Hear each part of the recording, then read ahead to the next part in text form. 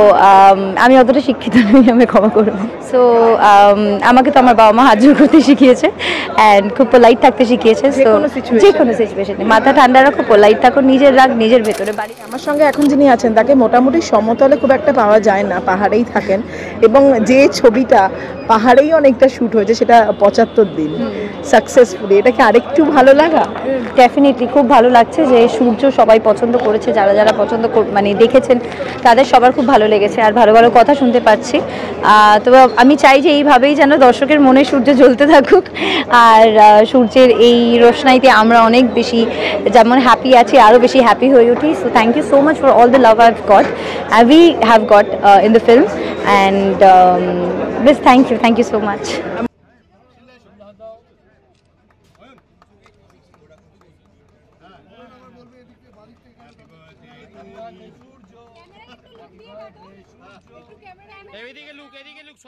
মধুমিতা, এমনিতেই সূর্য না চাঁদ কোনটা, মানে দিন না রাত কোনটা বেশি পছন্দের?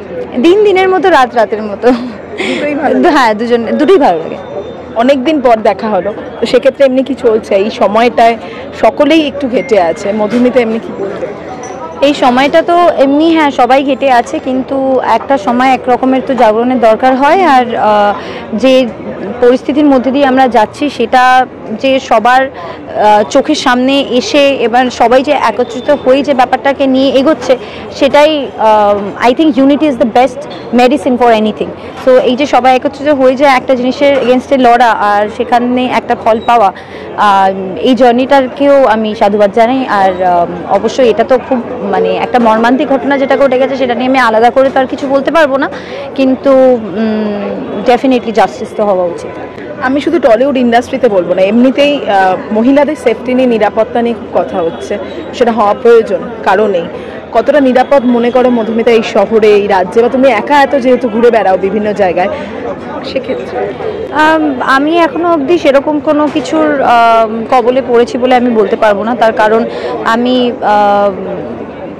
এই ব্যাপারে তো লাকি বা আনলাকি হওয়ার কোনো ব্যাপার নেই, কিন্তু আমি যেভাবে ঘুরি বা যেভাবে আমি চেষ্টা করি আর কি সেফ এনভায়রনমেন্টের কাছাকাছি, মানে কোনো বেশি অন্ধকার বা এই হলে আমার একটু ভয়ই লাগে যে আছে কিছু যদি আর কি তার সামনে থাকে, ডেফিনেটলি। তো সেটা তো হয়ই, কিন্তু সেটা একদিনে চেঞ্জ হবে না। এটা একটা দৃষ্টিভঙ্গি, এটা একটা পারসেপশন, আর এটা এত বছর ধরে যে জিনিসটা হয়ে এসেছে সেটা। কিন্তু হ্যাঁ, সেখান থেকে আমার সেলফ ডিফেন্স একটা শেখার একটা এটা তৈরি হয়। তো সেখান থেকে আমি নিজেকে বাঁচানোর জন্য যেটা করতে হয় আমি সেটুকুনি জানি, আর আমি সেটাই প্রত্যেকটা মেয়েকে আমি এটাই বলবো, মহিলাদের আমি এটাই ইন্সপায়ার করার চেষ্টা করবো যে self defence is very important, please learn it as soon as possible. তুমি কি শিখছো? ডেফিনেটলি। তো সেখানে আছি, আমাকে ওই জন্য আমাকে দেখতে এরকম, কিন্তু কেউ কাছে এসে দেখাক।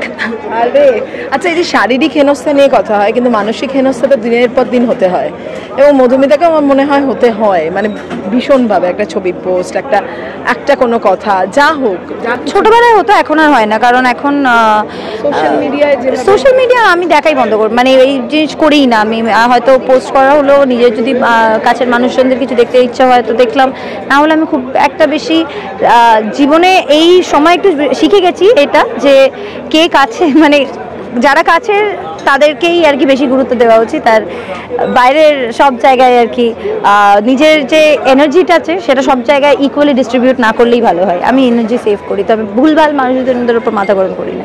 কিন্তু টলিউডের সহকর্মীরা যখন আঘাত করে, এবং সেটা খুব ছোট ভুল, তুমি বুঝতেই পারছো কি নিয়ে কথা বলছি। আমি সেটা নিয়ে তো মানুষেরাই এত কিছু বলে দিয়েছে, তাই আমার কিছু বলার নেই। অ্যান্ড আমি সেটার জন্য সাধারণ মানুষকে অনেক অনেক অনেক ধন্যবাদ জানাই, এবং আমাদের টলিউড থেকে অনেক অনেক আমার এটা যে একটা নর্মাল কি এটা হতেই পারে, আর সেটা স্বাভাবিকভাবেই আর কি। আমিও যে এখন কথা বলছি অনেক বাংলায় অনেক ভুল আছে, আমাদের সবারই হয়। তো আমি অতটা শিক্ষিত নই, আমি ক্ষমা করবো। না, এটা একেবারেই না, কিন্তু শেষ করব। কিন্তু এই যে অনেকেই বলছে এই সময় টলিউডকেও অনেকটা অচেনা লাগছে, মধুমিতা অনেকগুলো বছর হয়ে গেল, সেটা কি মানবে? হ্যাঁ অবশ্যই, আর আমি এটা মনে করি কনসিস্টেন্সি ইজ কি।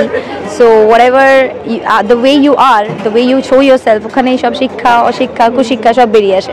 সো আমাকে তো আমার বাবা মা হাত জোর করতে শিখিয়েছে অ্যান্ড খুব পোলাইট থাকতে শিখিয়েছে। সো যে কোনো সিচুয়েশনে মাথা ঠান্ডা রাখো, পোলাইট থাকো, নিজের রাগ নিজের ভেতরে। বাড়ির বাইরে বেরোনোর সময় আসে সেটা যেন সামনের মানুষটিকে যেন তোমার এই যেন লেগে গেলে তো আমরা আচ্ছা, একটা কথা আছে, এটা অনেক লং হয়ে যাচ্ছে, বাট হ্যাঁ, 2 মিনিটের রাগ নাকি 24 ঘন্টা আমাদের বয়সটাকে পিছিয়ে দেয়, মানে বয়সটা এগিয়ে দেয়। সো অফকোর্স আমরা অনেক হ্যাঁ, সো আমাদের it's like it makes our body age even faster. So 2 মিনিটের রাগ আমাদের 24 ঘন্টা নিয়ে নেয় জীবন থেকে। তো কোনো দরকার নেই 2 মিনিটের রাগ অজানা মানুষদের উপর দেওয়া, সেটা আমি সেই লজিকটা করি। শেষ করবো তাহলে, কারোর ওপর রাগ নেই মধুমিতা? না, কারোর ওপর রাগ নেই। সূর্যর মতোই থাকুক, সবসময় উজ্জ্বল, সবসময় হাসি, শুধু পজিটিভিটি ছড়িয়ে যাও, negativity. Thank you so much. Puja খুব ভালো কাটুক। পুজোয় কলকাতায় নিশ্চয়ই? হ্যাঁ, পুজোয় পুরোটাই কলকাতায়। Thank you so much. সূর্য বোধহয় অনেক মানুষের মুখে একটু হাসি ফোটাতে পেরেছে, জীবনে একটু আনন্দ আনতে পেরেছে। আমরা সবাই জানি যে গত অলমোস্ট 2 মাস ধরে আমাদের শহরতলি সব মিলিয়ে মিশে বেশিরভাগ মানুষেরই মন মেজাজ যে ভালো আছে তা না। বাট এরকম একটা সময়ও যে আমরা প্রায় 75 দিন কমপ্লিট করতে পেরেছি সিনেমা হলে, মানুষ এত ভালোবাসা দিয়েছেন, তার জন্য আমি প্রচণ্ডভাবে কৃতজ্ঞ। আর সে কারণেই আমরা জাস্ট একটা ছোট্ট সেলিব্রেশন চেয়েছিলাম করতে।